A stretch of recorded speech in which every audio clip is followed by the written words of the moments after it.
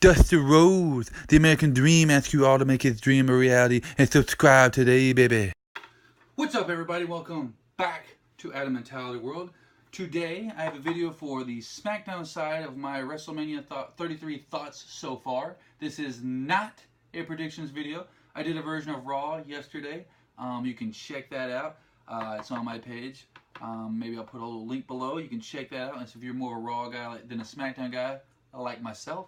But yeah, let's get into it. We got 7 matches possibly as of right now. It's going to happen on April 2nd in Orlando, Florida. That will be the birthplace of WrestleMania 33.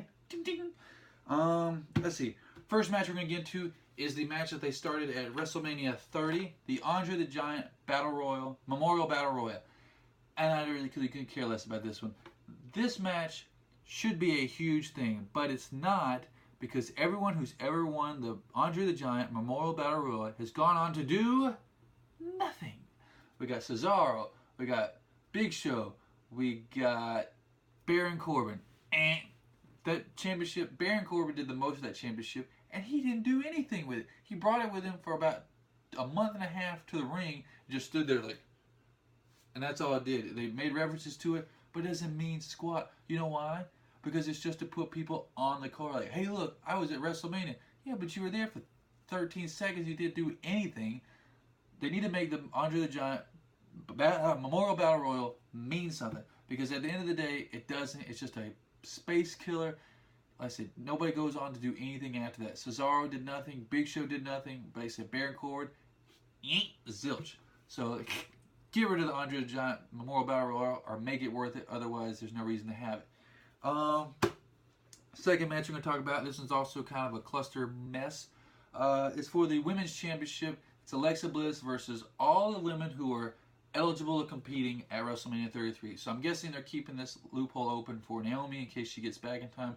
Maybe she can win the title back. Maybe Becky Lynch will win. Maybe they'll throw in Asuka. Who knows what'll happen. I said there's not really much build up to this because you don't know who's going to compete. There's all these surprises. It's not like, oh, I'm rooting for this girl or that girl, because you don't know if half of them are going to compete because they're going to have surprise ones probably. So you're like, ooh, I really want Alexa Bliss to win. Oh, Asuka's in. Oh, I want Asuka to win. Now you're just flip-flopping all over the place. Like I said, this match, whatever. Plus it's SmackDown. Nobody really cares. Number 3. This is the, if I had hair long enough right now to pull it out, I would pull it out every time a reference to this comes up on SmackDown. Granted, The Miz and Maurice are doing an excellent job. I am Maurice. I am French. My husband is better than you. You will never have one of these, Nikki. And she points to the wedding ring because Nikki will never get married. You ever known, like, here's what I like to think of that. So you have, we'll go back. John Cena and Nikki, now they're like the power couple because they're against Miz and Maurice. And I realize Nikki supposedly this might be her last match, and I guess she finally wants to have like a WrestleMania with her boyfriend, John Cena, which there's nothing wrong with that. But to me, like I was just saying, you ever have like that one couple friend who finally become a couple, and then just their entire news feed is like, I love you, he's my bae, we're going to do this together forever. Love, love, love. Blah, all that kind of stuff. That's exactly what's happening with John Cena and Nikki Bella. A month ago, if you didn't watch Total Divas, you probably wouldn't even know John Cena and Nikki Bella were a couple because they never really were around each other. On Total Bellas and Total Divas, yeah, they're all around each other because it shows them as a couple. But in the ring, you rarely, if ever, saw them together. But in this past month, they're just all over each other. Nikki's making out with him, jumping on top of him. They're kissing, pointing to the WrestleMania like, oh yeah, we're the best couple. It's too much, too fast. I said, a month ago, you guys didn't even look at each other. Now you're making out in the ring, and it's disgusting. No offense. I mean, John Cena's a lucky guy, and if you're a girl, I'm sure you think Nikki Bella's a lucky girl. But I don't want to see that, especially when you just flood all that on me at one time. It's just like, oh, hey, John Cena, Nikki Bella, they're making out and all this stuff. Like, they're going to make little Cena Bella babies right there in the ring. I don't want to see it.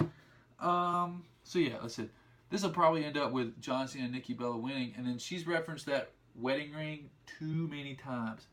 It's a rumor. I would be surprised if John Cena actually asked Nikki Bella to marry him after they win the match. That's just my thought. Like I said, but I just it's too much PDA. I think that's what they call it, right? Public displays of affection. Yes, nailed it. All right, too much of that, too quick. I said it'd be cool if you built up to it, but you just go from 0 to 1,000 in a week. It's too much, John. Too much. Third match. Oh, that was the third match. Once again, I cannot count. Fourth match, we got Dean Ambrose and Baron Corbin for the Intercontinental Championship. Supposedly they're going to come out with a new Intercontinental Championship really soon. So it's probably going to look like this one right here, but smaller and white or something. I'm not sure. I said, I'm not a fan of Dean or Baron Corbin, so I really don't care about this match. This is supposed to be, they always talked about the Intercontinental Champion being the real workhorse. Like he could go forever, whatever. Dean's moves stink, and Baron Corbin's only good moves are his two finishers, the End of Days and then Deep Six. Those are the only two cool moves he has, and it's his finishers. Dean Ambrose, like I said, the first time I ever saw him bounce back, go through the rope, and then come back and clothesline somebody, that was cool. Second time, Third time, find some new moves. The 1,000th time I've seen him do it, please stop. If anybody ever sees him back up against the rope, just duck and then hit him or something, because he's going to go for the clothesline. So let's say I'm not excited about this match. Once again, let's say it's Smackdown. Fifth match. Oh God, the tag team championship. If you watched my video from Raw yesterday, I said the one very positive thing about Raw's tag team is the fact that it wasn't SmackDown's tag team. Yes, because SmackDown's tag team is jobbers galore.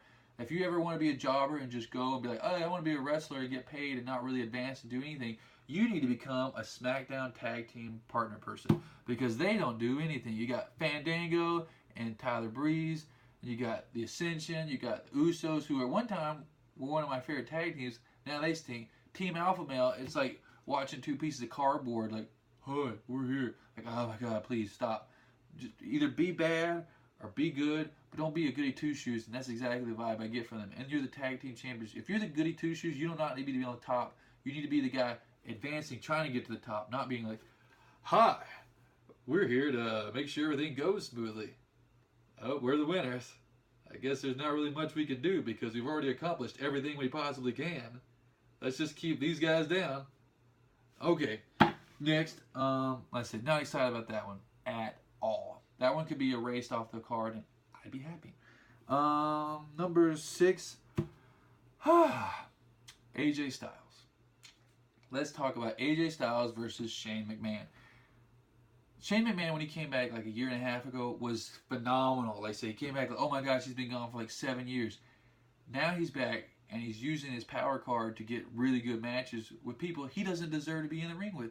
He was with The Undertaker last year. That's saved for top guys, not the guy who hasn't wrestled in 7 years or more. Then this year, like I said, last year AJ Styles was against Chris Jericho because Vince McMahon didn't know if he liked AJ Styles at that moment in time. So he had Chris Jericho actually go over on AJ Styles. This year, AJ Styles is going against Shane McMahon. Unless, like I said, there might be a rumor that he might switch around and have Shinsuke. That would be cool. But if they do Shane versus AJ Styles, it's a waste of AJ Styles. And like I mentioned yesterday on the Raw version, Seth Rollins is probably going to miss 2 WrestleManias back to back. And he's a young guy. AJ Styles is not a young guy. He has a higher chance of tearing up his knee than Seth Rollins does because he's older.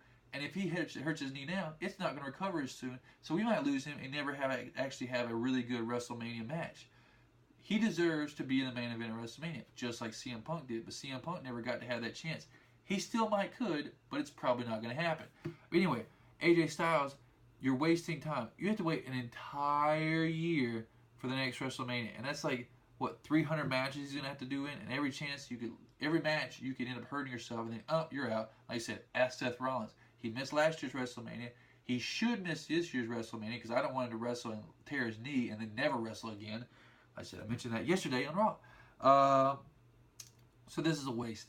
I think AJ and Shane should not be happening. It might happen. I said if Shinsuke comes out, all right, that's decent. But still not the main event. People will pop for Shinsuke, but they're not popping for AJ. And AJ needs to pop, not Shinsuke.